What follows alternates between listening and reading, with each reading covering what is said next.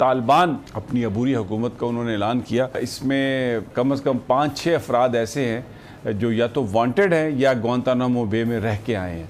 तो इससे बड़ा तमाचा पूरी दुनिया के मुंह पर नहीं लग सकता। पाकिस्तान के वजीर दाखिला शेख रशीद ने कहा कि भारत के पेट में दर्द है। मैं इनकी गलती नहीं मानता, हो सकता है माइंडसेट ऐसा है इन लोगों का या कुछ इशू है इनके साथ, दिमागी कुछ बैलेंस खराब है कि नरेंद्र मोदी को भी अमेरिका का वीज़ा रिफ्यूज़ किया था अमेरिका ने कि जी गुजरात में मुस्लिम मैसेकर हुआ है, लेकिन जैसे ही वो वज़ीर आज़म बने भारत के तो वो डार्लिंग बन गए, अमेरिका की डार्लिंग। सबसे जो इम्पोर्टेंट नोटेबल बात यह है कि पाकिस्तान के एम्बेसी के बाहर नारे लग रहे हैं, मर्ग बर पाकिस्तान, यानी पाकिस्तान मुर्दाबाद।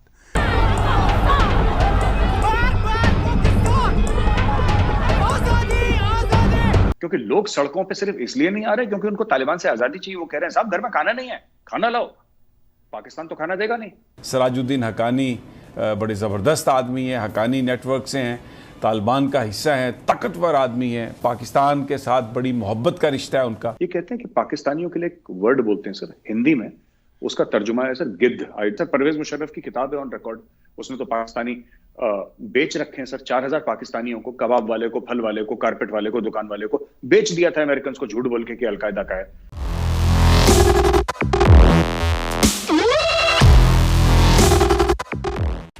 जय हिंद दोस्तों, मेरा भारत महान न्यूज़ चैनल में आपका स्वागत है।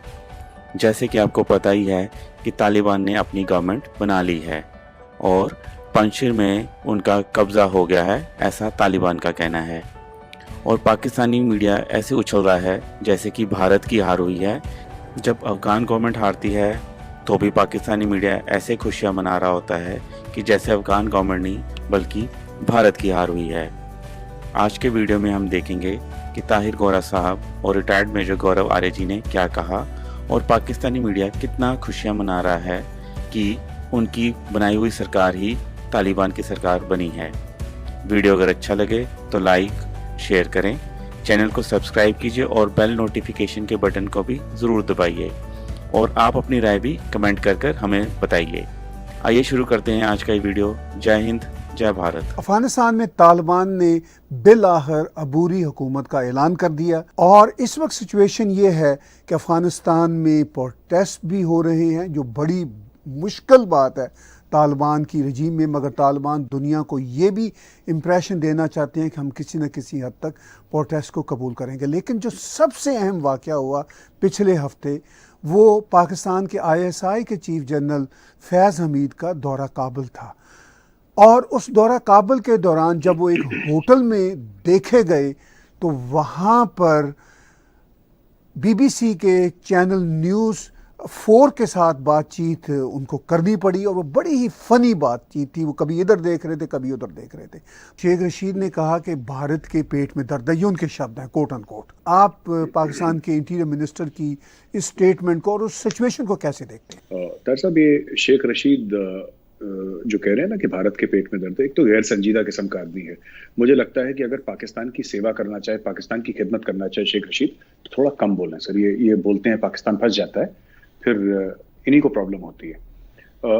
2-3 बातें मैं कहना चाहूंगा इसमें। पहली चीज तो ये है कि जी तालिबान ने हमसे मदद मांगी है, हमसे पैसे मांगे हैं, हमसे इन्वेस्टमेंट मांगी है। पाकिस्तान से इसलिए नहीं मांगी क्योंकि पाकिस्तान के पास है नहीं।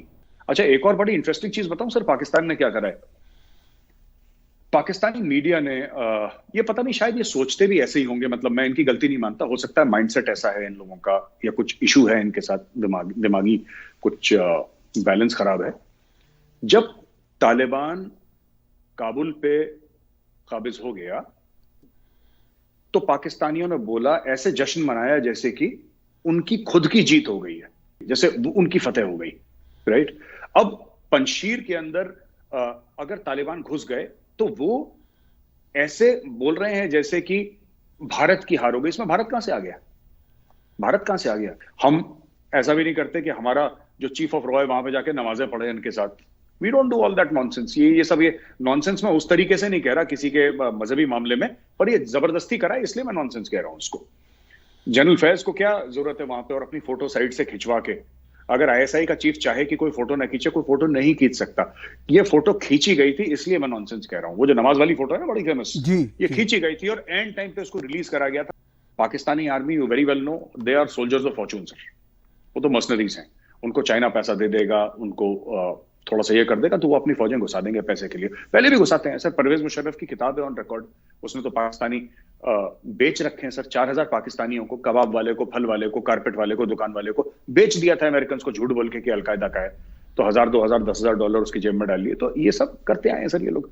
तो कहने की बात है, पाकिस्तान भेज देगा अपनी फौजें अगर चाइना बोलेगा तो। लेकिन fact of the matter is कि देश चलाने के लिए पैसा चाहिए। सबसे बड़ी बात, वो पैसा कहां से आएगा। और दूसरी बड़ी बात सर, दूसरी बड़ी बात, तालिबान के जो फैक्शंस नाखुश हैं उनका क्या होगा, मैं ये जानना चाहता हूं। सबसे बड़ी बात, किसी मुल्क के आप फॉरेन मिनिस्टर से ये पूछें कि ओसामा बिन लादेन को मारा गया कि वो शहीद हुआ, और वो कहे नो कमेंट्स, वो कहे नो कमेंट्स, तो फिर आप समझ लीजिए वो मुल्क कितने बड़े कंफ्यूजन का शिकार है। और वो दुनिया की जो सिम्त से, या दुनिया जिस डायरेक्शन में चल रही है सर, उस डायरेक्शन से वो मुल्क कितना अलग चल रहा है, कितना मुख्तलिफ चल रहा है। क्योंकि लोग सड़कों पे सिर्फ इसलिए नहीं आ रहे क्योंकि उनको तालिबान से आजादी चाहिए। वो कह रहे हैं साहब घर में खाना नहीं है, खाना लाओ।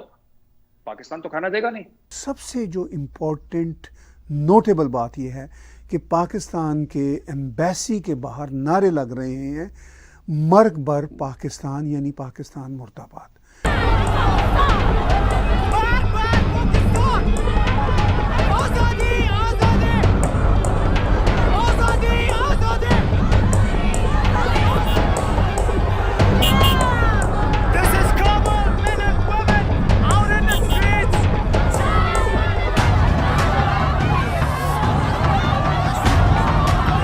मैंने 3-4 अफगानों से बात करी, दिल्ली में भी हैं सर।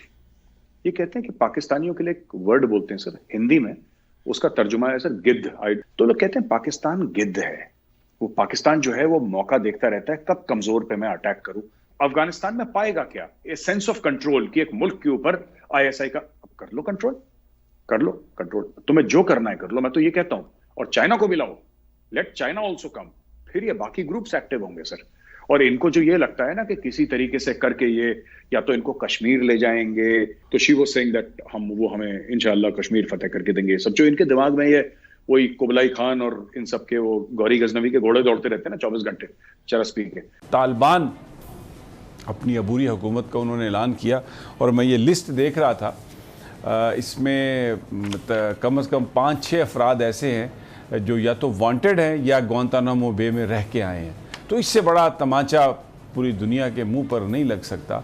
अभी वेस्टर्न मीडिया जो है वो ये बातें कर रहा है कि फ़लाँ वांटेड है, फ़लाँ वांटेड है, लेकिन ये जो अमरीकी और ये जो मगरबी ममालिक हैं, इनकी तरफ से ये बात कोई मायने नहीं रखती। हमें याद है कि नरेंद्र मोदी को भी अमेरिका का वीज़ा रिफ्यूज़ किया था अमेरिका ने कि जी गुजरात में मुस्लिम मैसेकर हुआ है, लेकिन जैसे ही वो वज़ीर आज़म बने भारत के तो वो डार्लिंग बन गए, अमेरिका की डार्लिंग, और सारे का सारा वज़न पाकिस्तान को छोड़कर उन्होंने उनके पीछे डाल दिया।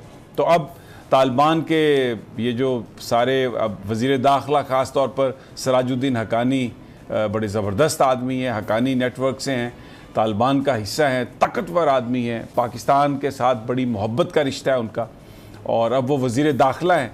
तो अब वज़ीर दाखिला अफ़गानिस्तान के, तो वो तो बड़े अहम हैं। तो अभी ब्लिंकन ये भी कह रहे हैं कि अब तालिबान के साथ हम राब्ते में हैं, वो हमसे बातचीत कर रहे हैं।